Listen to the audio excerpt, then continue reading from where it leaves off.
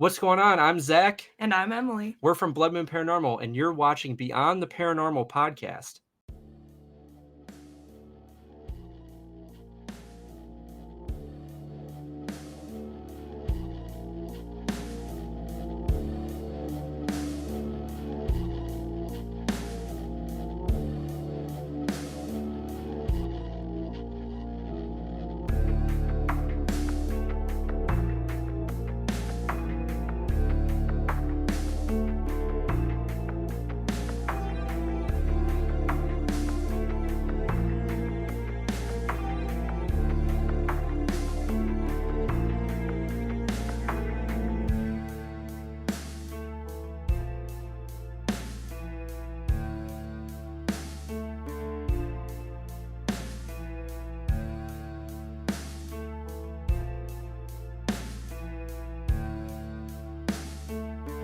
Hey everybody, welcome to Beyond the Paranormal Podcast. I am your host, John the Bod, aka the Bod Father.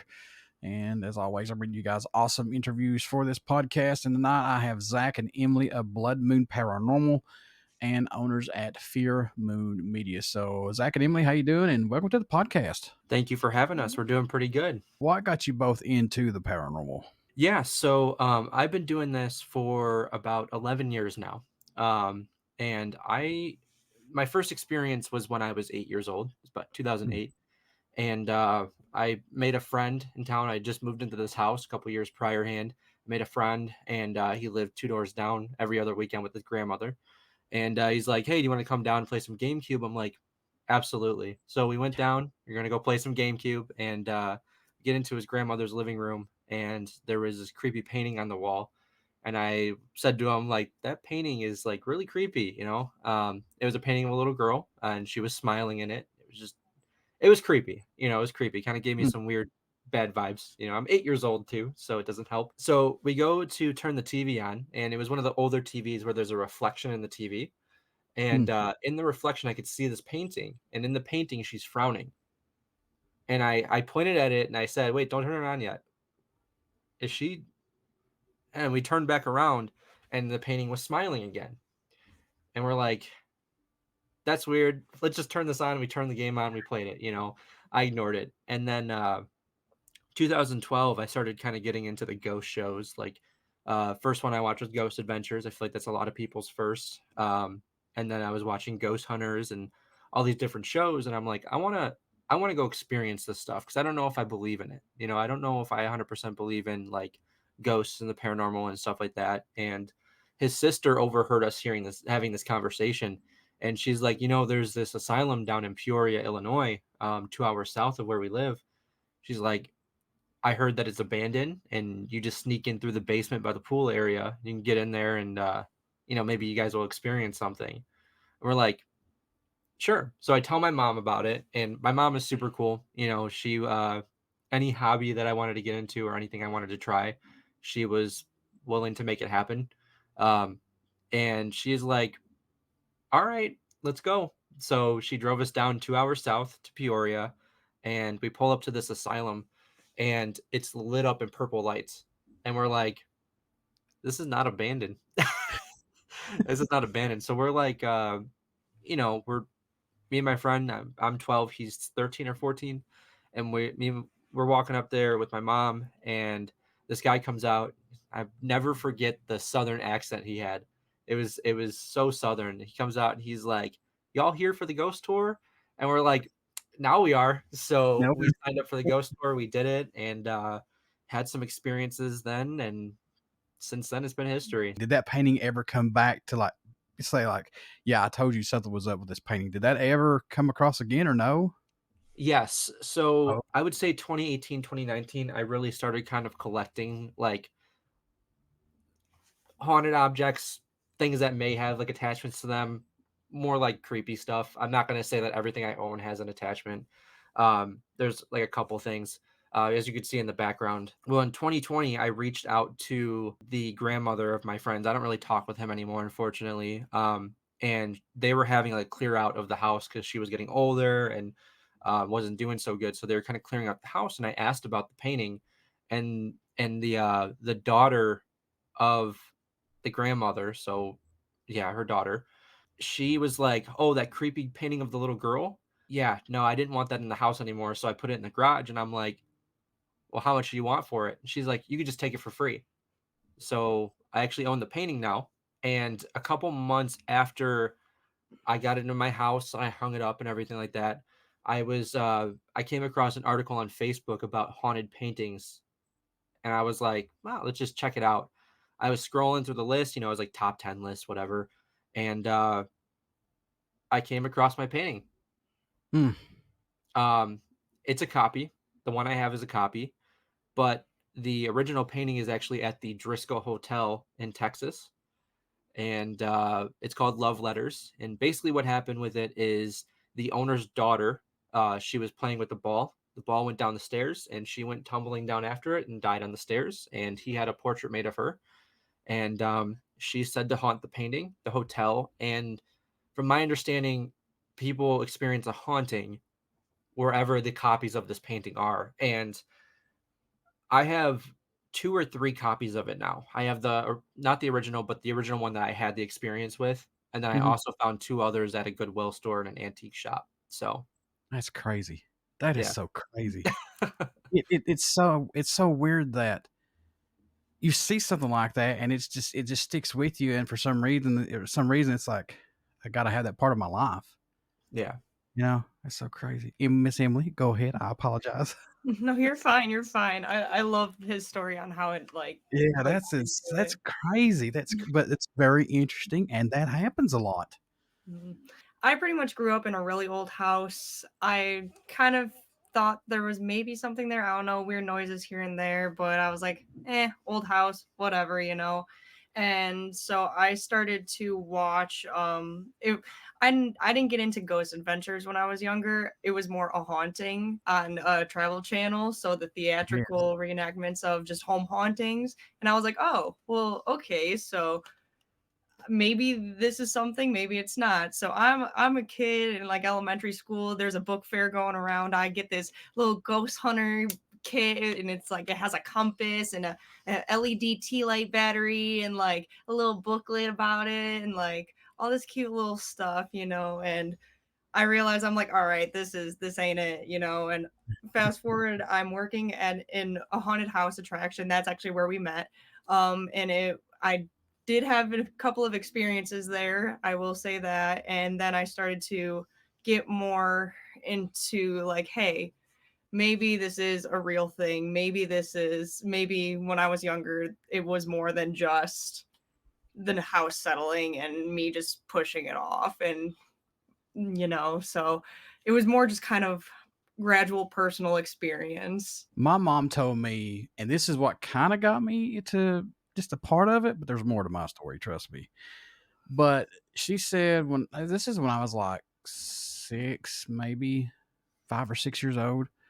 She came through the apartment at night. She said I was sitting on the side of the bed, and she heard me talking to like I'm having a conversation with somebody. And she's like, "So who are you talking to?" And I don't remember this. I was dead asleep. I do not remember any of this at all whatsoever. The next morning, she was telling me, she said, "I asked you who you were talking to, and you said, did you see this little boyfriend I'm playing with?" I was like, I don't have anything for that. I don't know what to tell you. But that was the first part for me, and then there's other things that led up to that. Especially like when you lose a parent, you're like, is there really anything out there to look forward to when you go on? But oh boy, have I found my answers. Yeah, you find your answers real quick. So for the both of you, I see you guys posting a lot about this Pine Lawn Manor. So let's talk about this a little bit, if you don't mind, because this has got my interest up on this, man. Yeah, yeah, Pine Lawn Manor, whenever we're posting an episode, we do post a lot about the place, photos that she actually takes. She's our head photographer, so she takes all the photos that you're seeing. They're So good. this is our what was that? I said they're good. Oh, thank you. Thank you. So yeah, Pine Lawn Manor, it's just our most recent episode. That place is terrifying. Hmm. Uh, I don't come across a lot of places, especially after doing this for 11 years now. It's hard for me to come across a place where the second I walk into the door and I'm like, yeah, no, It's chef's kiss. yeah, she's a lot braver than most of the people, and actually, she's the bravest one on the team, I should say. I've seen Make her. sure you I've seen her go into some of these places and then rock on for that shit. Because some of these people be like, thank nope, you. I'm out. I'm out. Yeah. It's good to know that your heart is still beating. It I like it. Yeah. Yep. So Test you. she yeah, she's the bravest one on the team. There's things that she's done that I'm like, I could probably do it, but it would take a lot of like I need to like hype myself up for this right now. Like I just need to like get through it, you know. Because I have like this overactive imagination. Like I start thinking up scenarios where I'm like, yeah, there's gonna be like a serial killer here all of a sudden, and I'm gonna be the first victim. That's a So like mood though. I start thinking of these scenarios, and I'm like, I need Me to stop too. thinking. I just need to turn my brain off, do this investigation, and then see what we get, you know. Um, but yeah, no, Pine Lawn, it was a motel and it was turned into a nursing home. And Mhm. when you're walking through the halls, it's very, very obvious that it was a motel. Because what nursing home do you walk through and there's like individual windows where the rooms would be for a motel, you know? Yeah. Individual bat like, and it was separated like just how rooms would be. Yeah. So it looked exactly like how a motel would be, but they added a hallway and they added like a nurse's station and like offices and stuff like that throughout the building. So it was really weird to see that type of conversion. And like the place is bigger than it looks in pictures. Still pretty small, but it was bigger than I thought.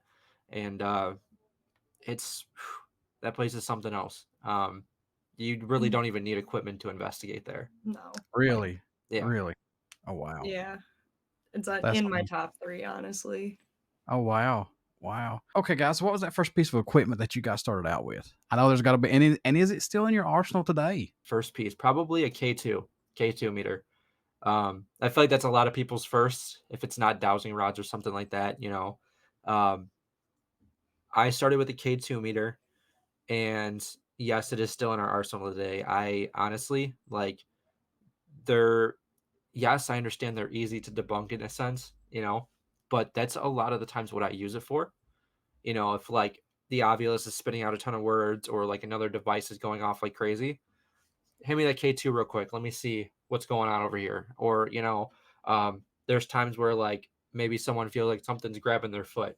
Grabbing that K2 real quick. Let me bring it by their foot real quick and see if something spikes on it. There's also places that we go to where the K2 just goes off and there's no power in there. We'll have our phones off and everything. I mean, I think it's the same.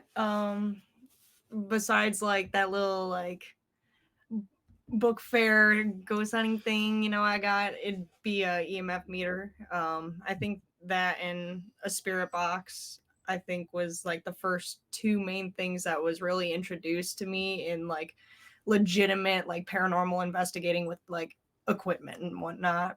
So, and I know we love the spirit box. I personally Yeah. do. That's one of my favorite pieces still. Yeah, so I'm happy we still at least use it. You know, I'm glad that the spirit box is out there now, and I know people are going to shun on me when I say this, but you know, when you have coincidences and things that add up when it speaks to you and you go back and you look, I just cannot say it's junk because it's not. The Spirit Talker app, I absolutely live by it because we were at a location and everything led up to a big experience, not only at that place, but the place across the street from where it happened, it came through again. So basically, the Spirit Talker app was at a theater that they used there. It was actually a co-location that was the community theater back in the day. That's all they had, you know. And we were just in the theater, very small theater, not very much to really investigate. You know, you can't really hardly move around. So I was making laps around in the theater, and I was like, no, I'm not going to do that. But it started answering on the Epic box, yes and no answers. And then on the Spirit Talker app, it comes across, it says gaining more energy. And we were like, so do we need to take a break? I'll let you gain more energy to do what you need to do. And it comes up and says yes on the Epic box. A long yes. So I was like, all right, let's take a break. We'll call it bluff. We'll see what happens. I should never have done that because after I took a break, come back, not even 5 minutes going live on Facebook just to show people what we're doing, where we're at.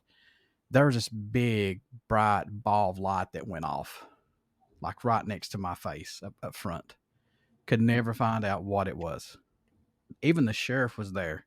He even went and tried to debunk it. He couldn't figure it out. A couple months later, we go back to a location that's right adjacent to this place. It comes again across the Spirit Talker app that says, "I'm from the light." And then it caught me. I'm like, oh my God. I said, "So you from the other location?" And I don't think I never got a response from it. But to get that to say, "I'm from the light," that's not a, I mean, it had to be that entity. It was from there coming back and forth. Had to be. Yeah. Yeah, that's pretty weird. That's pretty weird. Yeah, Spirit Talker, like, I was really skeptical about it at first.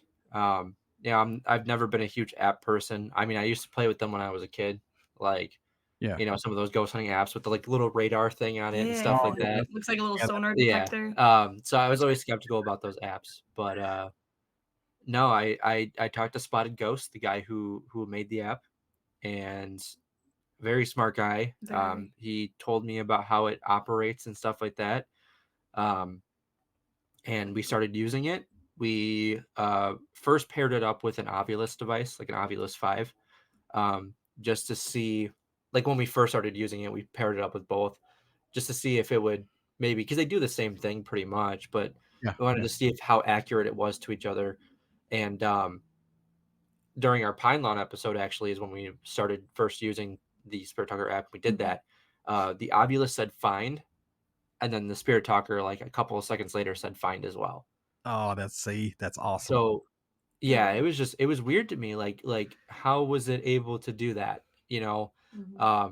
There's a couple things that, I feel like just some of those responses got to take them like a grain of salt, just like the Ovilus device. No Sure. piece of equipment is 100% foolproof. So Sure. But it's kind of awesome though, for my experience on what we got, the coincidence of all that happening. And I think that app does it don't even use your mic. There's nothing on there to use it for. So yeah, no, it doesn't. They phone apps, they have to ask your permission to use a microphone. So yep. So do you both think you could be overloaded with equipment on investigations? I mean, is there a point to where you say, okay, look, we're not taking all this. We just need certain things to be done with it. Yeah. I drive a Dodge Challenger, and yes, those trunks are very roomy, but they're not big enough for what we have. Oh no. So with the amount that we have, and then all of the protective casing that we want to make sure this very important equipment gets there safe, and then we have our travel bags, and that kind of stuff that we need. So one thing that we don't bring too much anymore, that we actually it's been like, I would say 2 years since we brought it out, but we recently brought it out at an investigation we just did, is the SLS camera. Very easily debunkable in some situations. Sometimes it can be really good, but most of the time it's like setting it up. First of all, setting it up. Second of all, it takes up a lot of space. And third of all, I feel like the battery doesn't last as long as it should. So we usually just don't bring it. So yeah, I just never could grasp my mind around and say, oh yeah, that's really legit, because it's from a Connect. I mean, it's from a freaking game system. Yeah. I can't do it, man. You're a gamer. When you was a kid, I was a gamer since I was a little bitty feller. No, I can't do it. Cannot do it. Cannot bring myself to that stuff. Yeah. I will say that we've gotten some interesting stuff with it. Oh, sure. Like we were at this small little hospital, and we were kind of where the doctor's office would have been, like his personal office, and we were facing it that way, and a figure showed up right in the doorway, and it was just like a blank wall, a doorway, and then like a hallway that went down, and he showed up in the doorway, and we're like, well, if this is Dr. Stimson, can you raise your right hand? Right hand goes up. We start waving at him. He starts waving his hand. I'm like, all right, well, this is weird. MSP was a good one too. Yeah, Missouri State Prison. We got some good stuff with the SLS as well. So, but I agree with you both. You got to take it with a grain of salt, because how can you actually say, yeah, that's legit, and it could just be seeing you and say, oh, we're going to wait, we're going to do this, we're going to, it's just too iffy for me, too iffy, and costs too much too. No. Yeah. Do you both like seeing people, including yourselves, experimenting outside their boxes to get responses than what we're accustomed to everyday investigations? Yeah, I would say certain means, I'd feel like pieces of equipment. Like I know one of our investigators, Carly, she got motion lights, just regular censored motion lights you'd put in your kitchen. Like Yep. the most, like you wouldn't think of it, but like a paranormal equipment store can sell those for like $80 when you can just buy them from Home Depot. It's literally going to do the same thing and you can do that. She also made a bear with cat balls. We call him Bobby. She just sewed put cat balls in them and just has a zipper on the back. So instead of having to buy like an EMF bear or cat ball bear, she just did it herself. Like kind of going outside the box with that, and also asking different questions, having different approaches to like playing games. I know, like just doing different things. I'm always open to trying out different experiments too. You know, we try out a couple of different things. I'm not a really religious person. I was atheist before believing in ghosts. Not a lot of people agree with me. I just don't believe in God, but I respect other people's religion and beliefs and stuff like that. But I try to even include some religious aspects to our investigating, just to see how a spirit would interact with more religious stuff. For example, and a lot of people again don't disagree with this. We have a experiment that we call the reverse, the Lord's Prayer in reverse. So it's an audio clip that plays the Lord's Prayer in reverse, like the audio is like flipped, it's backwards. Okay. And I do that just to kind of see how the spirits react to it. A lot of people think, oh yeah, you're probably conjuring demons doing that. I don't believe in demons, and I've never had a bad experience doing that. Everything in the room kind of gets uncomfortable sometimes. Like things will get like whoa, what are you doing? Like that, no, like stop, But it makes, honestly, as a person that's not religious, it even makes me uncomfortable because it sounds creepy as hell. Like okay, to be fair, the clip we use, it's very low pitched and it's a scary voice. Yeah, it's a scary voice. So like, but it gets this. It's either the spirits react and they're like, "Hey, stop," or they'll get excited about it, or they won't even react at all. And it's very interesting to see where it happens. Yeah, like we've been to places where like there's like reports of demons and stuff like that, and everyone is going there and looking for these demons, and in their videos they're like, if there's a demon here, whatever, we'll go to those places and we'll start playing it, and it's like they'll start like laughing and stuff like that. Like it's like, I don't know, I don't think it's very interesting. It is interesting to see how they react. So you gave me a good idea with a couple locations coming up, my friend. That's good. Try it out, man. Yeah, but I like going outside the box too. I like asking, like, say, hey, look, if you can see me, do you want to ask me a question? I like to change it up a little bit, and I've got some great responses from that. Or like asking, we like to ask, like, oh, if you have a piece of advice for us, what would it be? Yeah, exactly. I mean, there's not, to me, there's not a wrong way that you can do this to try to get responses. In some ways, I'll say that in some ways. But like the Lord's Prayer in reverse, that's so good, dude. So when you both tell people that you do paranormal research, what's their reaction? Do they open up and tell you their stories, or do they kind of shy away now? Or is it a mixed bag? It's kind of a mixed bag with that. A lot of them, it's really funny. A lot of them, they'll hit us with, oh my God, no way. Have you guys been to the Conjuring House? Or have you heard of the Conjuring House? And I'm like, yeah, we've already been. And they're like, oh my God, I bet you it was the scariest night of your life. And I'm like, no, we didn't get much. No, it was a very quiet night.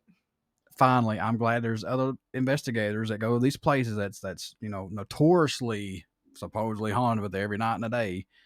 See, and I the first time I went to Waverly Hills, absolutely nothing. Yeah, I am 0-2 with Waverly right now. My first one was like pretty much very meh. Like we got stuff. I will say that we did get some interesting stuff, but like I wouldn't call that place, based on places that we've been to, I would not call it the most haunted place in the world or even the US. So yeah, this July we're going back to Waverly. That'll be 14 years since we've been there. Oh wow. And like me and Rob's been doing this for a very long time. And I told him, I was like, man, I'm kind of like in the same boat you guys are. If we're batting 0 for 2, we're not doing 0 for 3. This is Yeah. it. I want that Waverly story for myself like everybody else does. Yeah, I agree. And me too. yeah, I'm willing to go back. I'm willing to give it a third, like, maybe third time's a try. Maybe. I don't know. But that'll be it after we go back. If we get nothing, I'm done. Like, going Then I there. gotta go myself to Yeah, make it for 3 that's then, because fair. I'm one behind you. and we went to Octagon Hall 10 years ago. So last year we went again for the second time, and it was like you walked into a Walmart, son. Everything was going bonkers. Anything and everything. Well, I wouldn't say anything and everything, but a lot of things happened that just blew us away. The Estes method, the interaction with the cat balls. I mean, just everything. And at night going outside, it was like a different world you was walking into. And I mean, it really creeped me out big time. And I don't get creeped out. Yeah. Never. I want to run back in the house. That's how bad it was for me. I was like, I don't know what the deal is, but nay. Yeah. That's on our bucket list. We want to hit that place at some point. Please do. Do you feel like the veil is getting thinner with more activity, or is it just that people are now more accepting of the paranormal? That's a tough one. That's a good question. I feel like the paranormal industry as a whole, it's starting to get tougher almost. I feel like more people believe in ghosts. But the problem is that there's a lot of people out there more recently that are doing this stuff for the wrong reason. Yeah. Yes. And I feel like that's making it tough. And I feel like that the long-term effect of people doing it for the wrong reason, is going to start showing within the next couple of years. I don't know if that's going to be like places start shutting down, if that's going to be, places charging more, or, not allowing people to come in if they do certain things. I don't know. I think that there's a big change coming in the field in the next couple of years, just because of how things have been recently. There's a lot of clout chasers that are just doing it for views, money, and fame, and it's really unfortunate. So I pretty much agree. I feel like yes, more people are getting familiar with the paranormal, getting more interested in it and whatnot. Obviously history goes and traumatic things happen. We just went through a really bad pandemic, so I know that'll also probably play into it. So it could be that.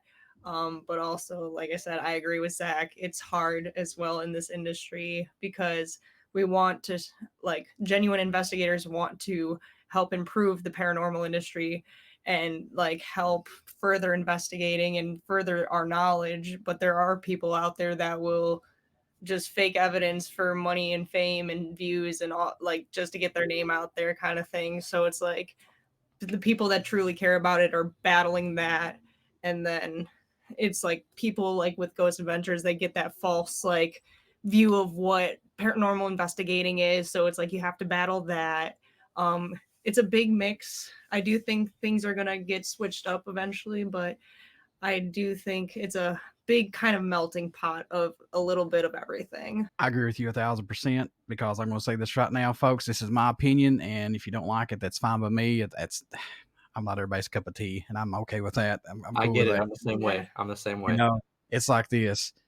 These locations are going to charge you more because you have a YouTube channel and you're going on and claiming this and claiming that. And these people are keeping these locations open for historical factors plus paranormal. All these locations don't have demons. Every place you go to is not haunted. And I'll say this right now, if you got a channel on every channel or every episode you put out, you're saying we've got this much activity, this and that. Something's wrong, because Zach and Emily will vouch for me when I say this. You may be lucky to go to 4 places and get maybe 3 EVPs or anything to come through at those locations. I've been there, I've done it, and got frustrated. It doesn't happen, folks. That's my 2 cents. Don't like it, that's fine. That's what I believe. And that's why they charge more for at these locations, and you have to sign a disclaimer. Don't say demon when you post your videos. And I do not blame them one One bit. I I don't agree. blame them either. And you know what? It's so important that we respect that, because if you don't Exactly. respect that, those places are just going to get shut down and you're going to ruin it for everyone else. That's So exactly right. respect for the owners is so important. And if that includes telling the true history, which you should be to begin with, Yep. then you better be telling that true history and not lying about seeing demons and everything. There you go. So speaking of that with you both, when you start researching a possible location to investigate, is it the history, the building, or the stories of paranormal that draws you to it, or just everything that eats you to say, we got to go there? It's honestly everything. I look at a lot of different aspects when it comes to that. Of course, I look at the history. Of course, I look at the hauntings. I kind of set a theme for this year. This year, we're going to a lot of places that have been on our bucket list for a long time. So we're hitting a lot of those places. And then I said, you know what? I want to go to places that are local to us. I want to tell some local history to people, because we do put out YouTube videos and stuff like that. And I want people to learn more about our hometown, like where we're Mm. from, because we're from Joliet, Illinois. We have a huge, massive prison here, but that's not the only thing that's here. We have historic places like historic theaters, historic restaurants, historic, train stations, everything. Right. So I wanted to tell that history. So that was something that I looked into big time this year. And then I was also looking into places with reported demons. I don't believe in demons. I want to experience them if they're real. You know what? I want to go into these places. I want to experience that. So we're going to these places and that are reports of demons, and we're trying to get that experience. Has it happened so far this year? No, but I'm trying to stay open minded, even though I don't believe in them. I mean, history is like the biggest thing for me. I personally am not a fan of like reading into other people's experiences at a place just because everybody's experience is different. Like I know we went to Stone Mansion, we did not get anything, but every person I've talked to about that place has said amazing things, that it goes crazy in there. So like I've kind of stopped looking at other experiences from people. Like yes, it is helpful to be like, oh, hotspots here and there, but also those could not be your hotspots. They could be like dead spots for other people. So and then also like it could work you up to where like you get in your head like, oh, someone saw this shadow creature like crawling on the wall at you. Like obviously you're going to get in your head about it. Oh, So yeah. mainly the history is like my biggest thing, is just kind of knowing what went on, any deaths, what it was used for, because even if there are no deaths, there could be residual things happening. And I know we've experienced that where there is no recollection of any deaths, but we've had activity. So my thing is just history is like the biggest thing. See, I love you guys. I swear. We're like same people. It's like when me and Rob goes in our group, it's like I don't want to take the tour. I don't want to know nothing. I want to go in blind. If you want to tell me a little bit, that's fine, but don't feed me the whole cake. I want to experience what I have, what I get, and then we can compare and be like, oh wow, okay, that's happening, and you can get. I think what happened with me with Waverly the first time is I got so psyched up in my head that this is going to happen, that's going to happen, and I was so let down. The only thing I got, What about it? Yeah. the only thing I got was on the third. I think it was the third floor where the cafeteria is. I smelled fresh bread baking around 4:30, 5 o'clock that morning. Walking around, Wow. it was only like for 10 seconds and gone. But I mean, is that paranormal? No. Is that residual? Yes. But I can't say that's paranormal, man. It was off the roof. No, I can't say that. I mean, that's crap, man. For the both of you, what does a location have to have for you both to say, okay, this place is it? This place is haunted. What boxes have to be checked off? Ooh, that's a good one. Obviously, activity. I Sure. feel like that's a given. I guess if we're getting multiple different types of activity, like if we're getting like responses through like an Estes session or like through an Ovulus and stuff like that, okay, we have that kind of going on there. But that could be still radio and like EMF and stuff like that. Now if we're getting an EVP on top of it, yeah, that'll prove to me that it's a little more haunted. Footsteps, yeah, especially when there's no one else there. Yeah. Yeah. I guess it's just a multitude of evidence to show us that, we won't go off just one thing or the other, Yeah.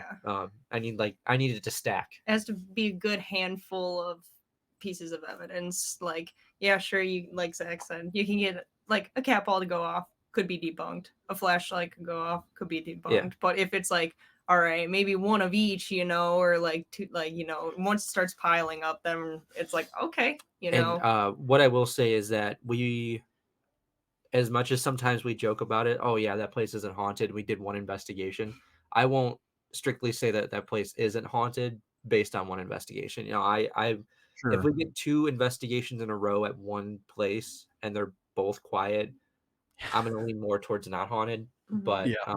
I'm always willing to give a place a third shot if I can. Mhm.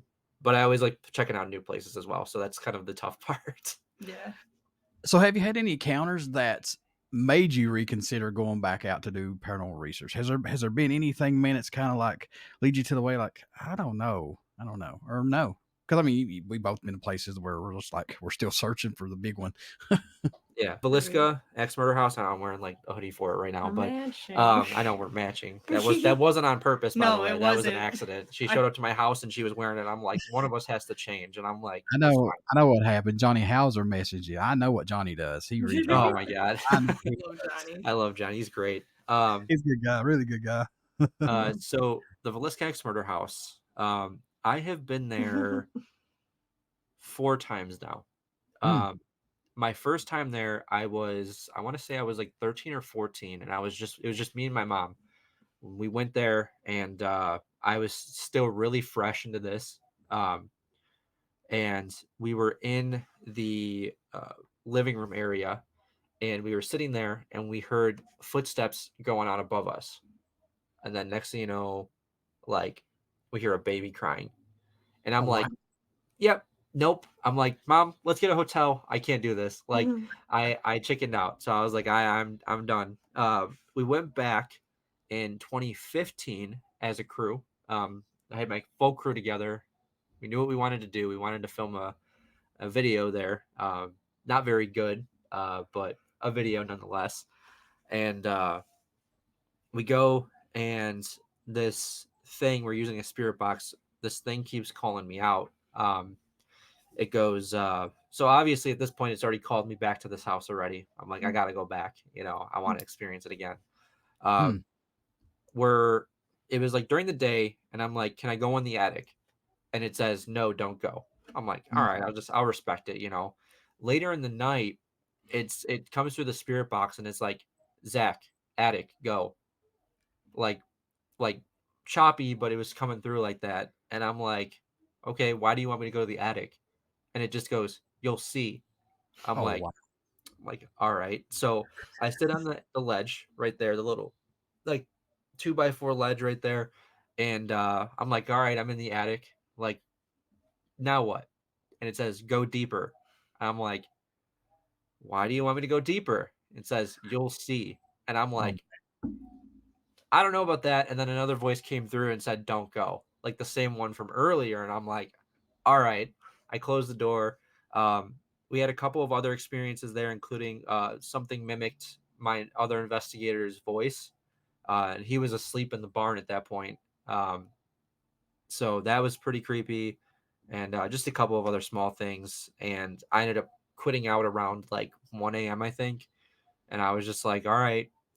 So I was like, a couple years later, I think it was 2020 or 2021. No, 2019 or No, because you were there. I mm-hmm. think it was 2020. Yeah, 2020. 2020, I decide, all right, I'm going to conquer this. I'm going to conquer this. It calls me back. I go to it. You know what? I conquered it. We brought an axe into the house. I don't think the victims are there. I think it's just the killer. That's my personal opinion. We brought an axe in the house. I confronted the killer. Closed my chapter there. I'm like, hmm. 3 times, we're done. God, that's so awesome. Villisca Axe Murder House is on my bucket list. It's on the Yeah. top 3.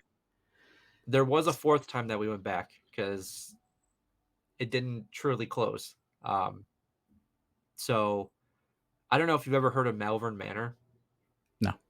It's 45 minutes south of Villisca. And this place, apparently there's like this connected to Villisca in the sense that it used to be a hotel. They say that the killer stayed at that hotel before he went and killed them because the Oh, railroad directly connects right through there. I think the railroad is right by the hotel and it connects over to the town. holy Um, crap. yeah, so we stayed there. I think it was 2022. He was either 21 I or think it was 2022. 21 or 22.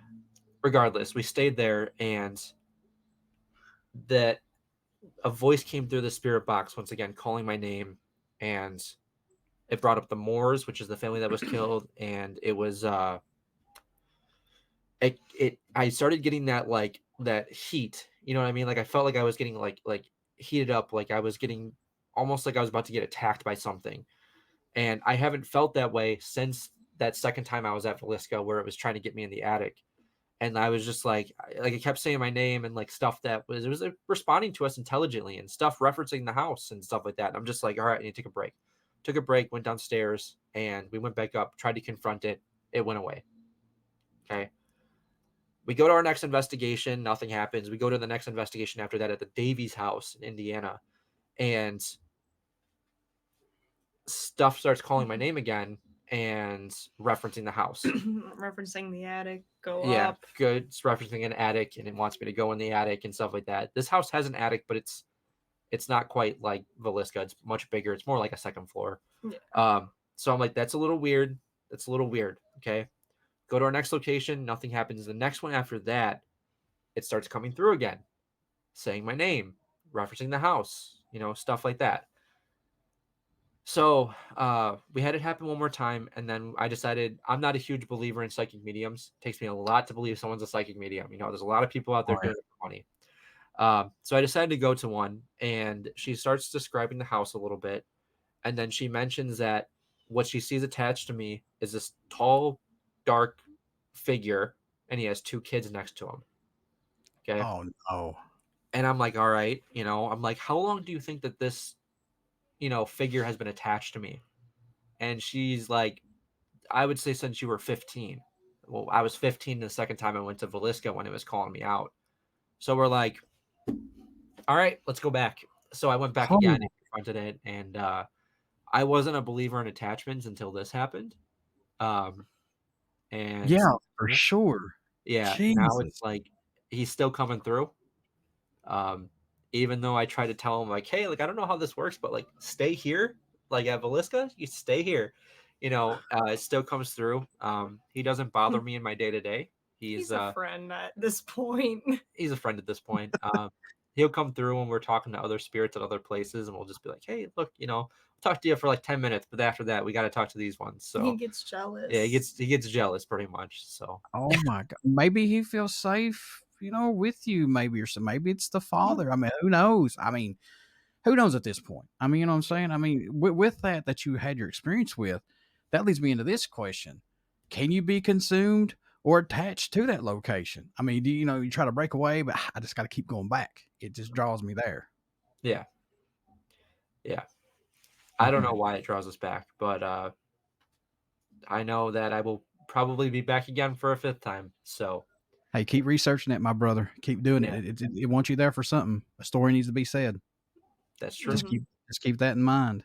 So for the both of you though, how do you break away from paranormal researching and doing what you do just to unwind, to keep your sanity and just break away from it? Because I know for me it gets overwhelming sometimes. I just got to step away from everything. I was gonna say it's him more than me. I have a day job. I do professional photography, so I do that as well. He's the one that edits all the videos, so I know he's more consumed by paranormal and all of that.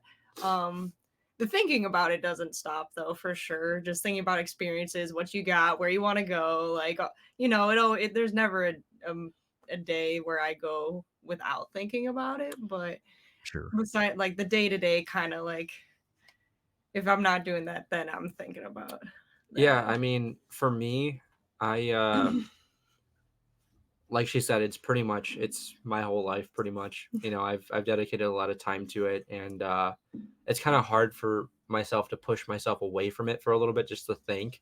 and like kind of just do other things. I do have a day job. I work in real estate, so I do that during the day, and then I edit the videos when I come home. I'm in film school because I wanted to get better as a filmmaker to make these videos like as a creative outlet, just make them real nice and pretty, I guess. But outside of that, I guess if I really want to unwind and just kind of just not think about it, I'll play some video games. Video Yes, sir. games, go do something, Yeah. like escape rooms. We do like escape rooms. Those are fun. That's a good one that we like to do. Jam out to some heavy metal, some punk, some stuff like that. There you go. Right. I love it. Go to concerts, watch movies is a good one too. Yes, Try to ma'am. get our movie list down. All right, Zach and Emily, how can folks stay in touch with all of your stuff that you're doing right now? How can the folks do that? Yeah, so we are Bloodmoon Paranormal. We are on YouTube, we are on Twitter, we are on Facebook, Instagram, TikTok. We're pretty much on everything. We post a lot of the photos that we take, specifically her and our other photographer, Carly. All of those go on our Instagram and our Facebook. We post other stuff on Facebook as well. I feel like Facebook is maybe more the combined between Twitter and Instagram. Twitter is more like where we just talk about topics and stuff like that. Sometimes I post them on Facebook. Photos go on both Facebook and Instagram. TikTok is just short little clips from our investigations that we also post as shorts on YouTube, and on YouTube as well as our full length investigations that we do. So Bloodmoon Paranormal, that's us. And yeah. Yeah, like Zach said, I take a good chunk of the photos.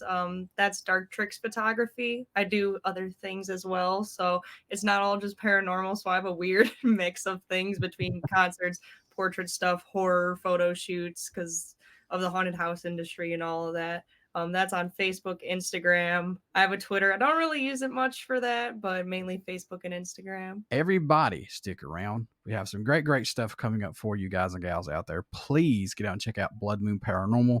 Also, if you want to follow everything that I'm doing with Beyond the Paranormal Podcast, it's on YouTube, and also my ghost hunting group. We are called the Ghost Hunter Guys. You can easily follow us at Ghost Hunter Guys. And I know we got 2 episodes out. Just bear with us. We've got about 9 more that we're working on them. It's so hard, and Zach can vouch for me when I say this. It's very hard to do these videos and get them the way you want it, because you have OCD when you do it. You're just like, I don't like that. You go back, cut this. So just bear with us. But thank you all for tuning in and enjoying this interview. Be safe, hunt smart, be respectful, and hey, ask a friend if if you need help for anything like that. So Zach and Emily, thank you so much for being my guest this evening. Thank you for having us. Thank you.